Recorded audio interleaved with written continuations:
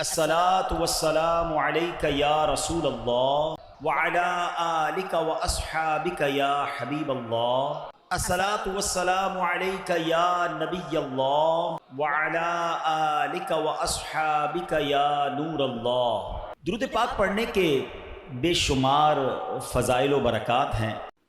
حضرت عبداللہ بن ابو نوح اللہ تعالیٰ علیہ کہتے ہیں میں 3 راتوں تک دیکھتا رہا، روز یہی کرتے تھے، تہجد کے وقت چلے جاتے جنت البقیع میں، وہاں نمازیں پڑھتے، دعائیں کرتے، پھر واپس آتے۔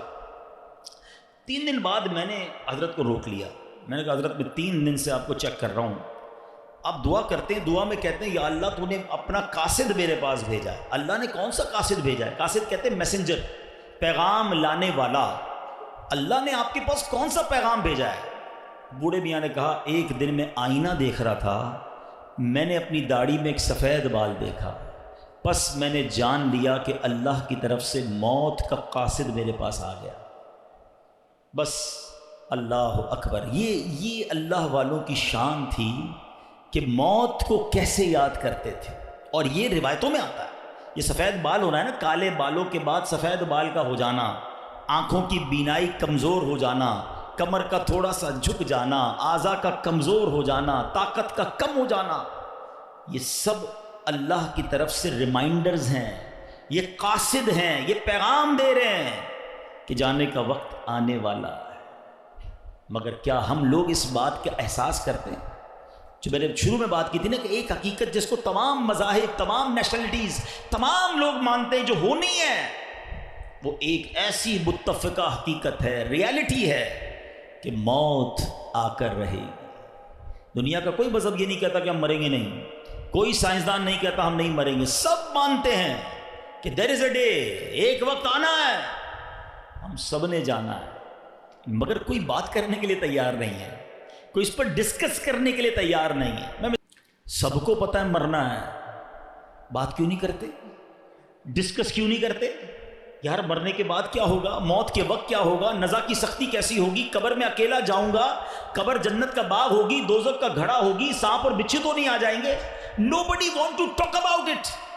ارے کوئی بات نہیں کرتا ہے کہ کبھی دوستوں میں بیٹھے یار تم پتہ نہیں اسلام آباد جاؤ گے نہیں جاؤ گے، مگر ہو سکتا ہے اس سے پہلے ہی مر جاؤ۔ موت پر کیوں بات نہیں کرتے؟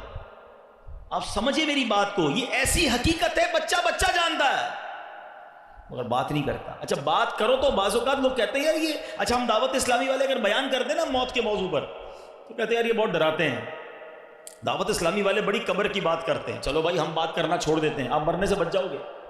ہم بات نہیں کرتے کہ آپ موت سے بچ جاؤ گے، نہیں بچ سکو گے، سب نے مرنا ہے، تو پھر کیوں نہ بات کی جائے، کیوں نہ تیاری کی جائے؟ اللہ کے ولی تو سفید بال دیکھ کر روز اللہ سے کہتے ہیں یا اللہ تو نے قاصد تو بھیج دیا، یہ بھی بتا دے راضی ہے کہ راضی نہیں ہے۔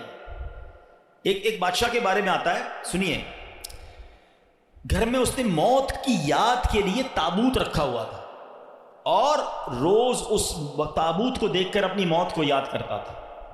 ایک دن آئینے میں چہرہ دیکھا تو داڑھی میں ایک سفید بال نظر آیا، تو اب بادشاہ نے کہا کہ یہ تابوت لے جاؤ، اب مجھے موت کو یاد کرنے کے لیے یہ داڑھی میں سفید بال ہی کافی ہے، یہ یاد دلاتا رہے گا کہ میری موت کا وقت آنے والا ہے۔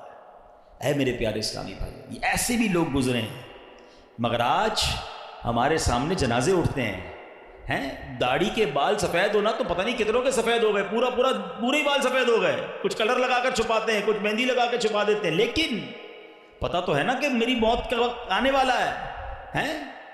زندگی گزر رہی ہے، برتھ ڈے بڑی شوق سے لوگ مناتے ہیں، happy birthday to you. کبھی سوچا کہ یہ، میں نہیں کہتا ناجائز ہے، جائز طریقے سے منائے ٹھیک ہے، لیکن اگر عقل میں ہونا تو زندگی کا 1 سال کم ہو گیا ہے۔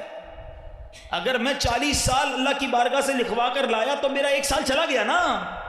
خوشی بنانی چاہیے، یہ عبرت کرنی چاہیے کہ لمحہ بلمحہ ہم موت کے قریب ہو رہے ہیں، آخرت کے قریب ہو رہے ہیں، مگر کوئی فکر نہیں ہے، کوئی اس بارے میں بات ہی نہیں کرتا ہے۔ Please try to understand. آج جنازے، غسل، میت کی تدفین کے وقت بھی لوگ ہنسی مذاق کر رہے ہوتے ہیں۔ قبرستان کا ماحول پہلے کا زمانہ تھا، میت میں جائیں نا جنازے میں تو یہ ڈھونڈنا مشکل ہو جاتا تھا کہ میت کا رشتہ دار کون ہے، سارے ہی رو رہے ہوتے تھے منہ چھپا کر، رومال رکھ کے۔ اس لیے نہیں کہ سب کو میت سے بڑا پیار ہوتا تھا، اس لیے کہ لوگوں کو اپنی موت یاد آتی تھی کہ آج یہ چلا گیا ہے، کل میری باری ہے، آج اس کو قبر میں اتار رہے ہیں، کل مجھے اتاریں گے. آج اس کو کاندھے پر لے کے جا رہا ہوں، کل میری باری مجھے کوئی کاندھے پر لے کے جائے گا. ارے کبھی غسل میت دیتے وقت، کفن پہناتے وقت خیال آیا کہ میری باری آنے والی ہے؟ کیوں نہیں سوچتے؟ کیوں یہ خیال نہیں کرتے میرے پیارے اسلامی بھائی؟ وہ تو سفید بال داڑھی کا دیکھ کر سمجھ جاتے کہ موت کا قاصد آ گیا ہے، مگر آج ہم تو جنازے دیکھ کر بھی احساس نہیں کرتے. تو آج ہم نے اس موضوع پر کرنی ہے کہ ہم سب نے مرنا ہے اور اپنی کرنی کا پھل بھگتنا ہے. اللہ پاک کے آخری نبی رسول ہاشمی صلی اللہ تعالی علیہ وسلم فرماتے ہیں بخار بھی موت کا قاصد ہے. بخار آتا ہے نا، ہمیں کئیوں کو سب کو بخار آیا ہوگا کبھی نہ کبھی. فرمایا یہ موت کا قاصد ہے. اور سنیں کیا پیارا جملہ نبی پاک نے فرمایا کہ بخار زمین پر اللہ پاک کا بنایا ہوا قید خانہ ہے. ہاں یہ بالکل پہلی بار میں نے بھی پڑھا، اور واقعی میں نے غور کیا کہ بخار ہوتے ہی بندہ گھر میں چلا جاتا ہے، اچھی خاصی ایکٹیویٹی ہوتی ہے. یار آج کل نظر نہیں آ رہا بندہ کدھر ہے، بخار ہو گیا گھر کے اندر ہے، قید ہو جاتا ہے، خود ہی آٹومیٹکلی قید ہو جاتا ہے. آقا نے فرمایا بخار زمین پر اللہ پاک کا بنایا ہوا قید خانہ ہے. اللہ پاک جب چاہتا ہے اپنے بندے کو قید کر دیتا ہے اور پھر جب چاہتا ہے تو چھوڑ دیتا ہے. یہ قاصد ہے، یہ پیغام ہے کہ تیری کوئی حقیقت نہیں، رب نے جب چاہنا ہے یہ روح بھی واپس چلی جانی ہے. حضرت مجاہد رحمۃ اللہ تعالی فرماتے ہیں جب آدمی کسی بیماری میں مبتلا ہوتا ہے تو حضرت ملک الموت کا قاصد اس کے پاس ہوتا ہے، حتیٰ کہ جب وہ مرض الموت میں گرفتار ہوتا ہے تو حضرت ملک الموت خود اس کے پاس تشریف لا کر فرماتے ہیں تمہارے پاس پے در پے میرے قاصد آتے رہے، ڈرانے والے آتے رہے، تم نے اس کی کوئی پرواہ نہیں کی، اب تمہارے پاس ایسا قاصد آیا ہے جو دنیا سے تمہارا نام و نشان مٹا دے گا. یہ جو بیماری ہے نا، یہ بھی ایک پیغام ہے موت کا. اللہ کرے کہ ہم سمجھیں، اللہ کرے کہ ہم عبرت حاصل کریں. اے میرے پیارے اسلامی بھائیوں، اب بیماری آ جائے تو بندے کو کرنا کیا چاہیے؟ اللہ کرے کہ ہم ایسے کام کریں. تو امام غزالی رحمۃ اللہ تعالی علیہ فرماتے ہیں مریض کو چاہیے جب کوئی مرض میں ہونا موت کو کثرت سے یاد کرے، توبہ کرتے ہوئے موت کی تیاری کرے، ہمیشہ اللہ پاک کی حمد و ثنا کرے، خوب گڑ گڑا کر دعا کرے، اللہ پاک کے حضور عاجزی اور انکساری کا اظہار کرے، مناسب علاج کروائے، شکوہ و شکایت نہ کرے، اور جب شفا نصیب ہو جائے تو اللہ پاک کا شکر ادا کرے. یہ بیماری میں کرنا چاہیے. ہم کیا کرتے ہیں؟ او ہو بڑا سر میں درد ہے، بڑا پیٹ میں درد ہے، بس یار بہت پریشان، اتنا شکوہ، اتنی شکایت. اچھا سب کو بتانا ہے، کیا کوئی علاج کر دے گا ہمارا؟ شفا دینے والی ذات کس کی ہے؟ تو اللہ سے بات کرے نا. لوگوں کو کیوں بتاتے پھرتے ہیں؟ اس سے گویا اب بڑی تصوف والی بات کرنے جا رہا ہوں، تھوڑی باریک بات ہے، سمجھیے گا. حضرت رابعہ بصریہ بہت بڑی ولیہ گزری ہیں رضی اللہ تعالیٰ عنہ. ایک بندے کو دیکھا اس نے سر پہ پٹی باندھی ہوئی تھی. تو حضرت رابعہ نے کہا کہ سر پہ پٹی کیوں باندھی ہے؟ کہا حضور سر میں بہت درد ہے. آپ نے فرمایا آج تم بیمار ہو تو درد کی پٹی باندھی ہے، جب صحت میں تھے تو صحت کی پٹی باندھی تھی. بات بہت باریک ہے، سمجھدار آدمی اس بات کو پکڑ لیں گے. یعنی تمہیں آج اللہ نے کچھ دنوں کے لیے بیمار کیا تو سارے جہان کو بتا رہے ہو کہ اللہ نے بیمار کیا، درد کی پٹی باندھی. جب اللہ نے اتنے دنوں تک صحت مند رکھا تھا کوئی پٹی باندھ کے بتایا لوگوں کو کہ میں بڑا صحت مند ہوں؟ بعض اوقات بیماری کا اظہار، مصیبت کا اظہار کہیں ایسا نہ ہو یہ شکوہ بن جائے، کمپلین بن جائے کہ اللہ نے بیمار کیا ہے، اللہ نے تکلیف بھیجی ہے. نہیں میرے پیارے اسلامی بھائی، اگر کوئی بیماری پر صبر کر جائے نا، احادیث میں مضمون ملتا ہے اللہ شفا بھی دیتا ہے، اس کے گناہوں کو معاف بھی کر دیتا ہے. یعنی بیماری مصیبت تو میرے گناہ معاف کروانے آئی تھی، مگر شکوہ شکایت کمپلین، ہمارا تو کچھ لوگوں کی تو عادت ہی ہوتی ہے نا، جب ان سے ملے کیا حال ہے، اب جیسے ہی پوچھا نا آپ نے کیا حال ہے، اب لسٹ شروع ہو جائے گی، بس یار سر میں بھی درد ہے، پیٹ میں بھی درد ہے، مارکیٹ بھی خراب ہے، گھر میں بھی اچھا نہیں ہے، اتنی پرابلمز بتا دے گا بندہ کہ یار نہ ہی پوچھتا تو اچھا تھا.